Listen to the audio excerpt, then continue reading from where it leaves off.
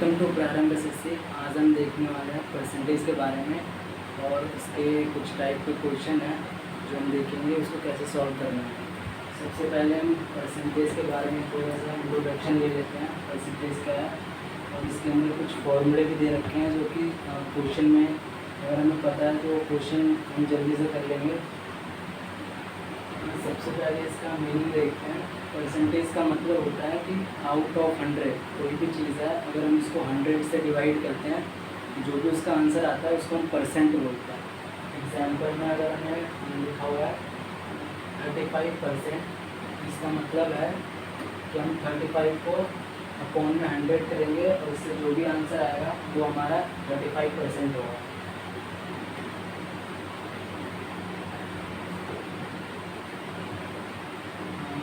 Relation between percent ratio भी होता है, जैसे कि यहाँ पर अगर 85% लिखा हुआ है इसको हम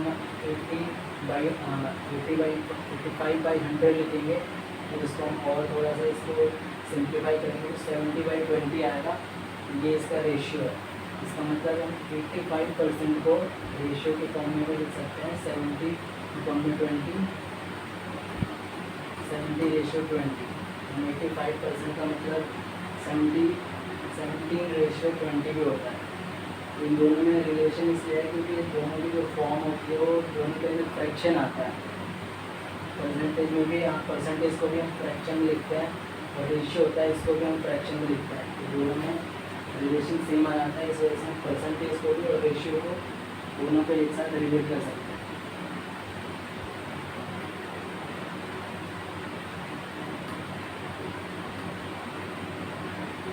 हम देखते हैं परसेंटेज कंपैरिजन, जिसमें सबसे एक दो क्वेश्चन ऐसा आ जाता है जिसमें हमें कंपेयर करना होता है कि A is what % less than B, मतलब बी जो है वो ए से कितना कम है, या फिर B what % more than A, B A से कितना % ज़्यादा है। तो इसके लिए हमारे पास एक फॉर्मूला होता है, इसमें डिफरेंस को जो भी क्वांटिटी मोर होती है उससे डिवाइड करते हैं, तो जो आंसर आता है उसको 100 से मल्टीप्लाई करते हैं। वैसे ही B is what % more than A, इसमें भी हम क्या करेंगे, डिफरेंस लेंगे, तो जो भी क्वांटिटी लेस होगी उसको डिवाइड करेंगे और 100 से मल्टीप्लाई कर देंगे। इसमें याद रखने का तरीका भी सिंपल सा है। अगर लेस पूछ रहा है तो हमें मोर वाली वैल्यू से डिवाइड करना है, और अगर लेस मोर देन पूछ रहा है तो हमें जो भी वैल्यू छोटी होगी सबसे लेस होगी उससे डिवाइड करना है। अब हम देखते हैं कि इसमें कुछ फॉर्मूले हैं, जैसे कि एरर। कभी कभी कोई क्वेश्चन आ जाता है जिसमें पूछता है कि कोई ऐसा कोई नंबर दे रखा है, उसकी एक्चुअल वैल्यू से किसी से मल्टीप्लाई करना था पर उसको रॉन्ग से मल्टीप्लाई कर दिया, तो जो आंसर आएगा उसमें कितना एरर आएगा। उसके लिए हम लंबी कैलकुलेशन के बजाय ये सिंपल सा फॉर्मूला इसको याद रखेंगे तो ये वहाँ पे अप्लाई करेंगे और हमारे पास आंसर इसका आ जाएगा। इसका फॉर्मूला है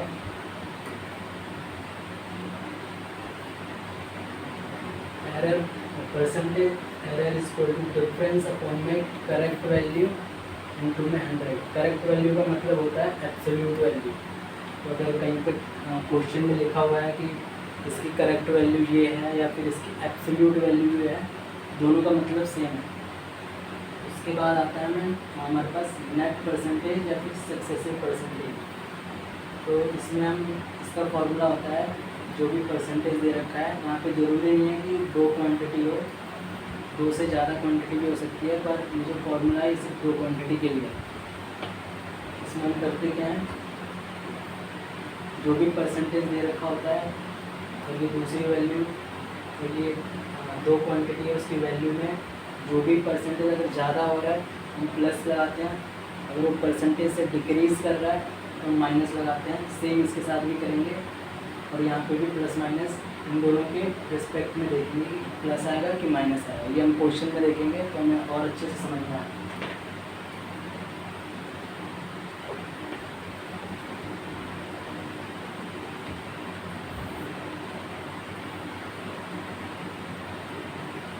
ये हमारा फर्स्ट क्वेश्चन है जिसमें पूछा हुआ है कि the income of A is 40% income how much percent be income is more than, जैसे कि हमने पहले फॉर्मूला दे रखा था उसी को हम अप्लाई करेंगे यहाँ पे। ए की इनकम जो है वो 40% है और 40% लेस देन बी, यानी कि बी की जो इनकम होगी इसका जो इनकम का 40% होगा, इसको हम कम करेंगे तब हमारे पास ए की इनकम आएगी। तो इसमें हमें पूछा है कि बी की इनकम कितनी % ज़्यादा है। हम इसको कैसे करेंगे, सबसे पहले तो हम निकालेंगे 40% मतलब क्या होता है। तो हमें पता है परसेंटेज को हम फ्रैक्शन में कैसे करते हैं, 40% होता है तो हम इसको 40/100 लिखेंगे, 0 से 0, और इसको सिंप्लीफाई करने पर हमारे पास आएगा 2/5।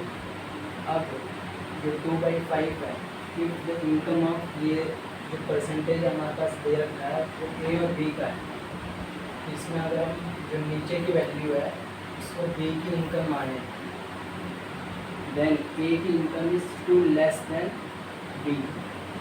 ये जो ऊपर वाली वैल्यू है उतनी इनकम कम है। 5 की अगर बी की इनकम 5 है तो ए की इनकम 2 कम है, 5 - 2 3 आ गया। तो यहाँ से हमने देखा कि बी की इनकम अगर 5 है तो जो ए की इनकम होगी वो 3 होगी। ये जो हम यहाँ पे कर रहे हैं ये एज्यूम कर रहे हैं, इसको फ्रैक्शन में हम सिंप्लीफाई, यहाँ पे हम x भी ले सकते हैं 2x 5x, और ज़्यादा आसान करने के लिए हम सीधा से इसी वैल्यू को मान लेते हैं कि इनकम है, यानी इसको इनकम मान लिया। अगर बी की इनकम 5 है तो ए की इनकम 40% मतलब 2 कम है, 5 - 2 3, ए की इनकम आ गई 3। और हमने पूछा है कि बी की इनकम ए से कितनी आ रही है, बी की इनकम 5 है और जो डिफरेंस है हमारे पास ये जो 2 है वो डिफरेंस है, यहाँ पे 2 हमारे पास डिफरेंस भी आ गया, 5 की बी की इनकम भी आ गई। हम फॉर्मूला लगाएंगे परसेंटेज का, क्या होता है वो डिफरेंस अपॉन में जो मोर पूछा है तो हम लेस वैल्यू लेंगे, तो ये दोनों में से छोटा कौन है 3, तो 3 की वैल्यू यहाँ पे लेंगे, मल्टीप्लाई 100 करेंगे, हमारे पास ये आंसर आ जाएगा। चेक करेंगे इसमें कौन सा आंसर है, डी वाला आंसर 60.66 है, तो ये करेक्ट आंसर होगा।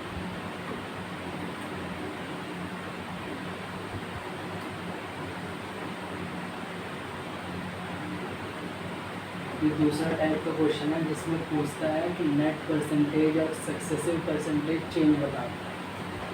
इस क्वेश्चन में लिखा है length and breadth of a rectangle are increase by 20% and 30% respectively by how much % the area of rectangle increase।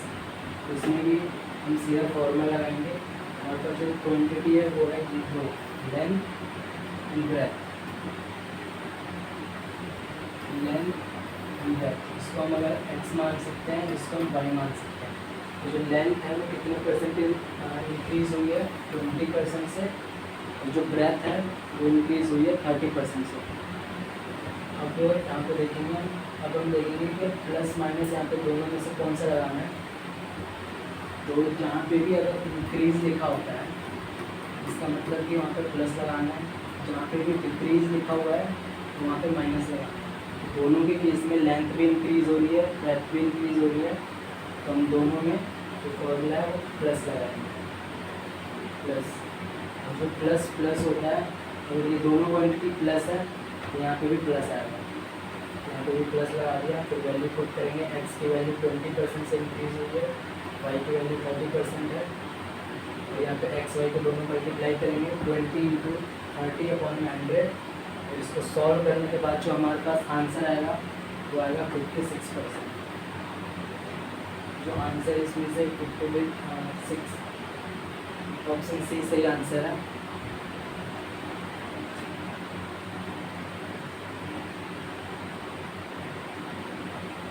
तीसरा क्वेश्चन है जिसमें पूछा जाए कि ये कौन सा टाइप का है, परसेंटेज इंक्रीज डिक्रीज। तो कभी कभी क्वेश्चन भी आता है कि ये कितना कितने परसेंट से डिक्रीज हो रहा है, जैसे कि उसमें पहले इंक्रीज हो रहा था पिछले वाले क्वेश्चन में। इसमें आप देखेंगे salary of 4,800 is increase by 20%।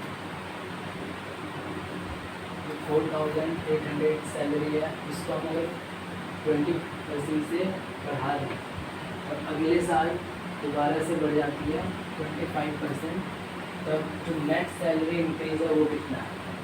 तो हमें पूछ रहे हैं जो सैलरी बढ़ी है वो कितनी बढ़ी है। इसमें भी हम सबसे पहले देखेंगे कि 20% इंक्रीज़ का मतलब क्या है। अगर हम उसकी सैलरी को 100% माने तो उसकी सैलरी 20% इंक्रीज़ होगी, इसका मतलब उसकी जो न्यू सैलरी होगी वो होगी 120%। इसको हम फ्रैक्शन के फॉर्म में लिखेंगे तो ये आएगा 120/100। फिर अगले साल उसकी इनकम 25% से बढ़ती है। इसको भी अगर हम 25% से बढ़ती है उसकी इस वाले इनकम से, तो जो पहले वाली इनकम को हमने क्या मान रखा है 100%, 25% से बढ़ी है तो इसका 25% आएगा। ये हमारे पास आ गया 125%। इसका भी हमारे पास आ गया। पिछले साल 20% बढ़ी तो 120% हो गया। नेक्स्ट ईयर 25% से इंक्रीज़ हुआ तो 125%। हमारे पास दोनों की वैल्यू आ गई। अब जो हमारे पास नेट सैलरी होगी उसमें हम इस सबको मल्टीप्लाई कर देंगे तो इंक्रीज सैलरी हमारे पास आ जाएगी। ये हमारे पास है इनिशियल सैलरी, पहले साल में कितनी बढ़ी 20%, यानी कि 120%। नेक्स्ट ईयर में 125%। और ये इस वैल्यू की, इसकी जो सैलरी है ये इसके रेस्पेक्ट में बढ़े। हम ये वाली वैल्यू रखेंगे, सबको मल्टीप्लाई कर देंगे और इसको सिंप्लीफाई करने के बाद हमारे पास ये जो इसकी न्यू सैलरी है वो आ जाएगी। न्यू सैलरी है 72।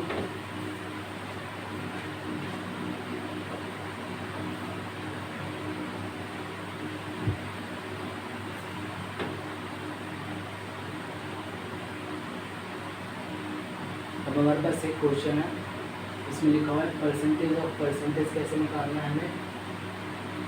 हमारे पास एक टाइप का क्वेश्चन है जिसमें पूछा गया है in a big garden 60% trees are coconut, 20% of the coconut trees are mango, 20% of the mango trees are apple trees. हमें बताना है टोटल नंबर ऑफ ट्रीज कितने हैं गार्डन में। इसका अगर हम नॉर्मल मेथड से जाएंगे तो इसको बहुत टाइम लगेगा करने में। इस वजह से हमारे पास ये जो टाइप में आ जाता है परसेंटेज ऑफ परसेंटेज, जिसमें हम परसेंटेज एज्यूम करते हैं और उसके अकॉर्डिंग हम इसको सॉल्व करते जाते हैं। तो इसको ट्री मेथड भी कह सकते हैं। सबसे पहले इसमें हम लेट करेंगे कि टोटल गार्डन में हम 100% यानी कि 100x ट्री है। तो उसमें पहले में क्वेश्चन में क्या लिखा दिया हुआ है 60% of the trees are coconut tree. तो 100 का जो 60% मैंगो ट्रीज है,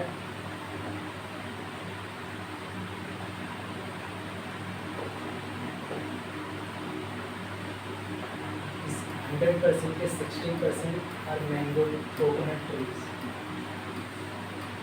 तो 100 का 60% 60 होता है, 60x लगाएंगे जो हमारे पास कोकोनट ट्री है।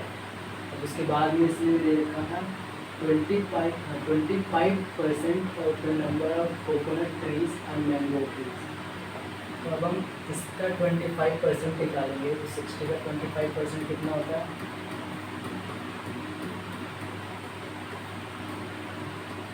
50। हमारे पास आ गया कि मैंगो ट्रीज जो है वो हमारे पास 15x है। उसके बाद 20% of the mango trees are apple trees. अब 15 का हम 20% निकालेंगे, जैसे कि हमने ऊपर जैसे इस केस में क्या था 60x का 25% निकाला 15 आया। जैसे 15 का हम 20% निकालेंगे तो हमारे पास एप्पल का आ जाएगा वो होगा 3x। और इसके अंदर एडिशनल इंफॉर्मेशन दे रखी है कि if the number of apple trees in the garden are 1440। हमारे पास जो एप्पल ट्रीज है उसका अमाउंट हमारे पास पहले से ही पता है जो है 1440। और ये जो हमने यहाँ से निकाला है वो 3x। ये दोनों के नंबर को हम इक्वेट करेंगे, हमारे पास x की वैल्यू आ जाएगी। इस x की वैल्यू को हम टोटल ट्रीज में जो 100x था वहाँ पे रखेंगे, तो हमारे पास आंसर आ जाएगा 48,000। तो जो इसमें करेक्ट आंसर है वो है ए।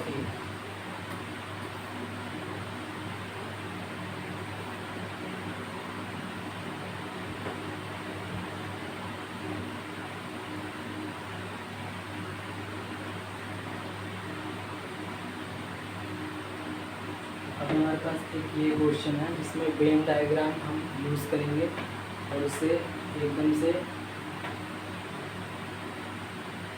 वेन डायग्राम और सेट थ्योरी ऐसे टाइप के भी क्वेश्चन बहुत कम देखने को मिलते हैं, लेकिन कभी कभार आ जाते हैं, तो इसे सॉल्व करने में बहुत टाइम लगता है। इस वजह से हम इसका सेट का इस्तेमाल करेंगे और इसको जल्दी से सॉल्व करेंगे। इसमें क्वेश्चन में दे रखा है, in examination 52% student failed in Hindi, 52% Hindi में फेल हुआ है, 42% इंग्लिश में फेल हुआ है और 17% वो हैं जो दोनों में फेल हुए हैं। तो हमें बताना है percentage of student pass in both subject.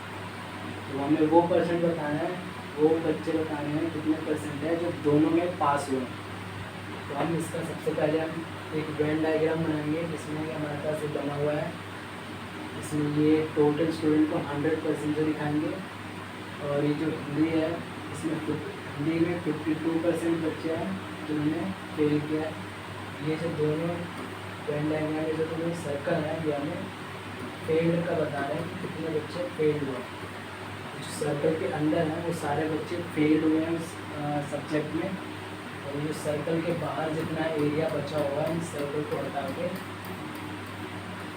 वो सब वो बच्चे होंगे जो इन दोनों में पास हुए हैं। हमें इस पूरे सर्कल के आउटसाइड का जितना भी परसेंट है वो निकालना है। वो कैसे निकालेंगे हम सबसे पहले देखते हैं। हिंदी में जो पूरा हिंदी है इसके अंदर फेल हुए हैं 52%,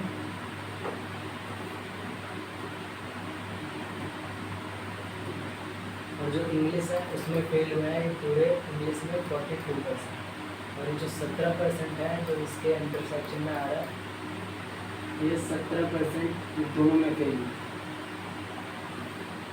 अब जो ये बच्चे होंगे सिर्फ ये वाले, ये वो बच्चे होंगे जो सिर्फ हिंदी में फेल हुए।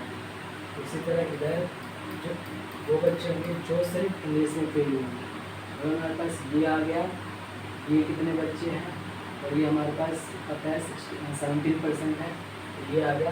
अगर हम तीनों को सम करेंगे और ये 100% है ये टोटल, उसमें से इसको माइनस करेंगे तो हमारे पास ये आ जाएगा जो बच्चे पास हुए हैं कितने बच्चे। सबसे पहले हम इसको निकालते हैं। ये टोटल हमारे पास जो दे रखा है ये टोटल 52% है, उसमें से ये 70% है, तो ये निकालने के लिए 52 से सब्सट्रैक्ट करना पड़ेगा। जब हम 52 को 70 से सब्सट्रैक्ट करेंगे तो हमारे पास जो आंसर आएगा 35%। तो ये बच्चे होंगे जो सिर्फ हिंदी में फेल्ड हिंदी ओनली। वैसे इंग्लिश में भी करेंगे। जो पूरा 42 का सर्कल है उसमें से हम इस 70 को निकाल देंगे, जो आंसर आएगा 23%, यानी ये बच्चे सिर्फ इंग्लिश में फेल हुए। अब हम इन सबको सम करेंगे तो हमारे पास आंसर आएगा वो आएगा 77% बच्चे हैं जो कि फेल हुए हैं हिंदी इंग्लिश में। ये टोटल 100 से हम इसको जो टोटल परसेंट है और ये टोटल फेल्ड है इसको हम माइनस करेंगे तो हमारे पास वो आएगा जो कि पास है दोनों में। हमारे पास जो आंसर है 52 को हमने सबसे पहले 70 से सब्सट्रैक्ट किया तो 35 आया। तो 42 को 70 से सब्सट्रैक्ट किया, 42 को 70 से किया तो 23% आ गया जो कि सिर्फ इंग्लिश में फेल हुए। उसके बाद जो पास हुए दोनों में वो हमने 100 से जितने भी फेल हुए हैं दोनों में उसको सब्सट्रैक्ट कर दिया, हमारे पास 23% आ गया। तो हमारे पास जो 23% है वही आंसर होगा। ये जो बच्चे हैं वो दोनों में पास हुए।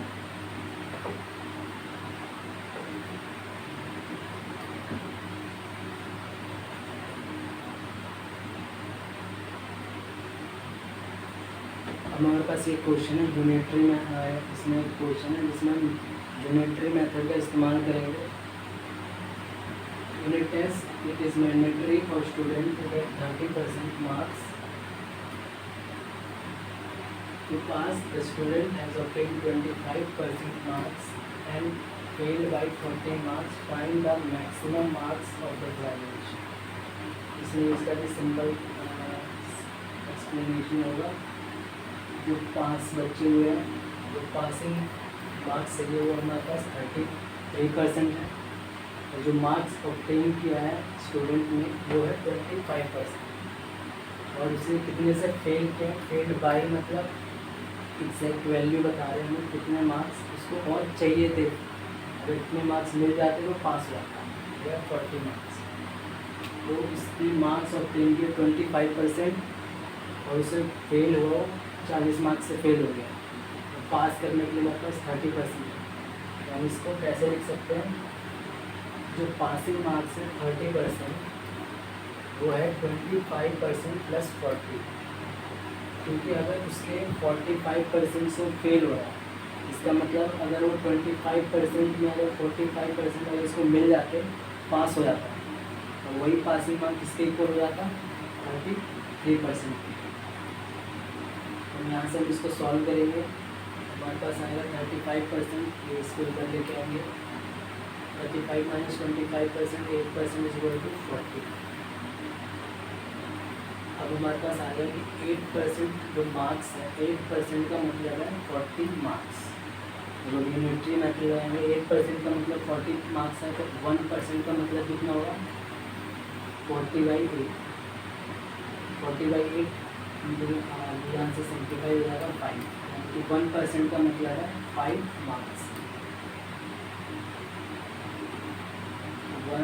जो टोटल मार्क्स होता है अगर हम उसको 100% मार्क, हम टोटल मार्क्स को 100% माने तो जो 100% की वैल्यू होगी उसमें 5 × 100 करने हमारे पास टोटल आ जाएगा 500, क्योंकि 1% इज इक्वल टू 40/8, 25 मार्क्स होता है। 100% इज इक्वल टू 5 × 100।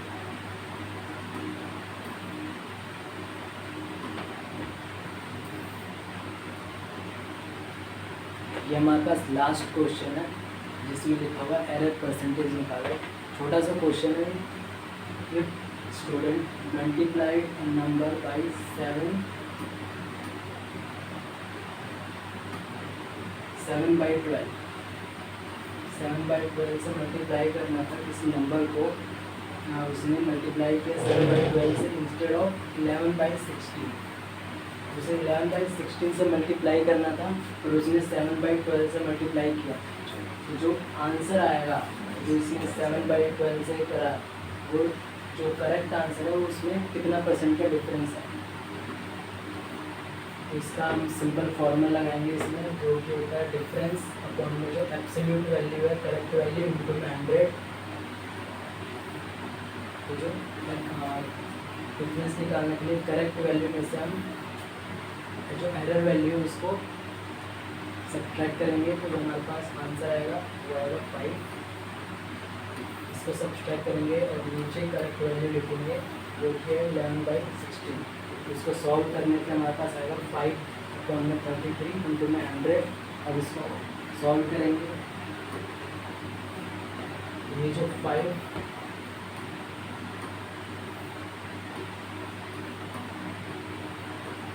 5/33 को हम ऐसे भी लिख सकते हैं 5